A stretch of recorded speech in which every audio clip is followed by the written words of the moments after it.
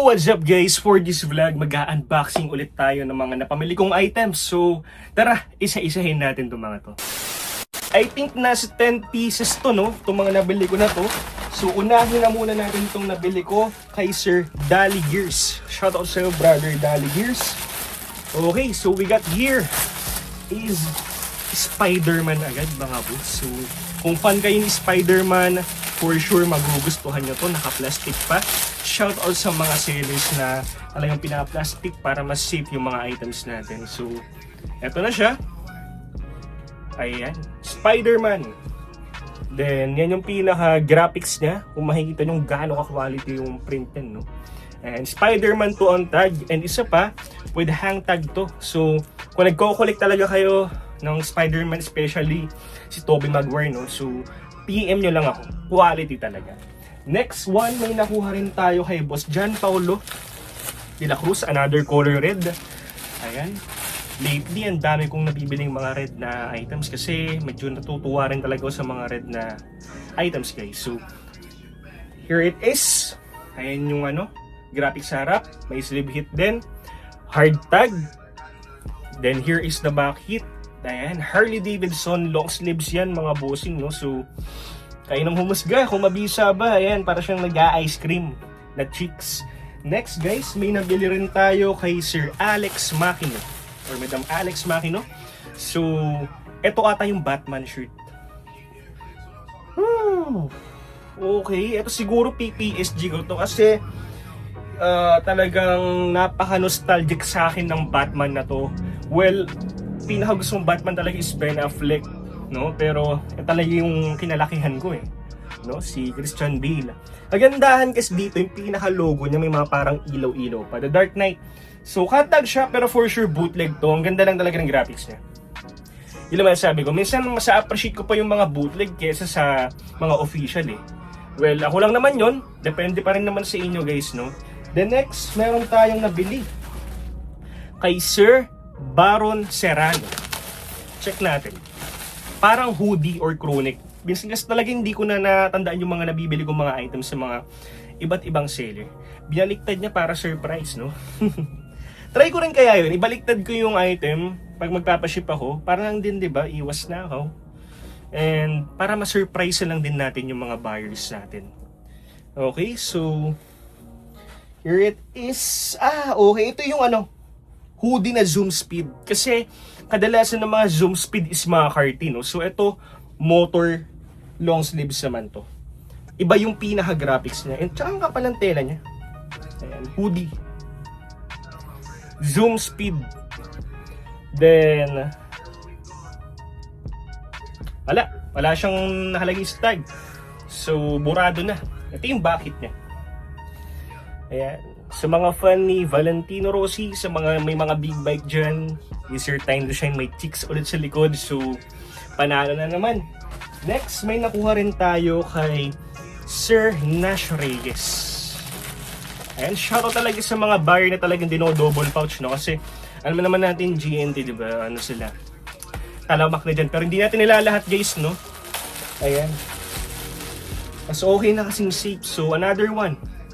If you know, you know, guys. Harley Davidson. Here is the front hit. Dead stock yan. Bango, 10/10 graphics. Then here is the back hit. Nakatalikod naman. Kung mapapansin nyo, parang same lang sila pero hindi. Nakatalikod yung duck dyan. Then, di ko alam kung ano to. Elegance, no? Ayan, kayo nang humusga. Kung mabisa ba with that sunset. Next, may nakuha rin tayo kay Sir Alcalid. Ayan. Shout out sa iyo, sir. Ayan, another one. Naka-double pouch ulit. Kahit sa dyaryo lang, pwede na no? Ayan. So, we got here is this 2 horror shirts, no? Unahin na muna natin tong Walking Dead. Okay? All over print yan, Di kasi medyo na-addict ako manood ng Walking Dead, no? So, well, actually, natapos ko na rin naman na. Ayan, with Walking Dead official copyright. Well, may butas lang siya, pero still, ang ganda lang. Mas okay sa akin ito yung may mga butas kasi parang ang zombies yan no? So, Pag may Asian t-shirt, talagang iisipin mo na lang talaga kung bakit siya nagkabutas. So, bagay na bagay talaga yung may mga issues sa ganitong t-shirt. Next, ito yung nabili natin sa kanyang isa pa. Ito yung parang umiiyak na maskara ni Michael Myers. So, ayan. Ako na-appreciate ko to kasi hindi color black. No? Sawang-sawa na ako sa color black. Try naman natin ibang color. So, official Halloween 2 on tag, size XL. Kung fan kayo ng mga horror tees, PM nyo ako. Check yung carousel natin. Okay? Next one, may nabili rin tayo kay Boss MJ. Boss MJ. Ayan, nakaano ulit. Double pouch. So, check natin kung anong nabili natin sa kanya. Okay, Chase Authentics agad yung mga nakita nating tag. So, for sure, NASCAR to. Okay, ito yung mga NASCAR na nabili ko sa kanya. Preferred tag. Here is the front hit. Sulit, di ba? Ito yung back hit. Actually, sobrang tagal ko nang hinahanap na itong NASCAR graphics. Specifically, itong Dale Sr. na to. Ngayon ako nakahawak na ito, guys. So, next, may nabili rin tayo sa kanyang John Force with signature pa, no? Jerseys on tag. So, ito yung mga bihira na talaga lumabas sa market natin. John Force yan. Dead stock condition, guys. 10/10. Ito yung back. Tignan yung details yung gaano kabisa yan. And last but not the least is this beautiful all-over print NASCAR, guys. Dale Earnhardt. Well, 2XL siya. Pero ang ganda. Kung 2XL kayo, let me know, guys. Okay? Ayan. Ang ganda ng ano niya dito. Para siyang sunset, no? Then, last 2 pieces. May 3 pieces pala, no? So, ilasa natin tong LBC na to kung ano man yan. Eto, check natin to kay Sir John Kenneth Guevara. Alam ko, NASCAR din yung nabili ko sa kanya. So, 3 pieces ata to. So, check natin. Okay. So, ito yung nabili natin sa kanya. NASCAR ulit si Tony Stewart. Chase Authentics hard tag. Ito yung back hit niya. Back-to-back mega print. Then, may nabili rin tayo sa kanyang Michael Jackson. Another bootleg, no? Here is the front hit. Then, here is the back hit. Parang same sila ng neckline ng Batman kanina, no? SP on tag. Siguro ganito rin yung tag niya. Idol kasi natin yung si Michael Jackson, di ba? The King forever. Then next, may nabili rin tayo sa kanyang hard rock. Ito naangasan ako sa hard rock kasi dati talagang mahilig ako sa hard rock. Ngayon medyo di na ako bumibili gawa ng nagsawa na lang talaga ako. Pero tong graphics na to, nagandahan lang talaga ako. Ito yung bakit niya, oh. Umaapoy, napakabihira niyan, di ba? Then ito yung pinaka nagustuhan ko sa nabili ko sa kanya. We got here is this rare Justice League NASCAR. Titigan nyo muna mabuti kung gaano kabisa yan. Justice League on tag. Wala na akong masabi. May back hit pa ba? Grabe to, guys. Grabe to, yun ang masasabi ko. No? Nandyan si Green Lantern, Martian Manhunter, The Flash, Batman, Superman, Wonder Woman, tsaka Hulk Girl. No? Ako kasi, guys, ito ang nakalakihan ko nung bata ko. Justice League talaga. Well, ngayon kasi, The Avengers ang mga alam ng mga bata, pero Justice League talaga. Pucha, yung unlimited series ba yun? Ayan, talagang madaming makaka-relate dito. Lord of Graphics, guys. Then, NASCAR, Team Caliber. Copyright yan. Solid. Next. This one. DRS. Galing kay Sir Gilbert. Alam nyo na yan. Hindi ko na kailangan i-explain to.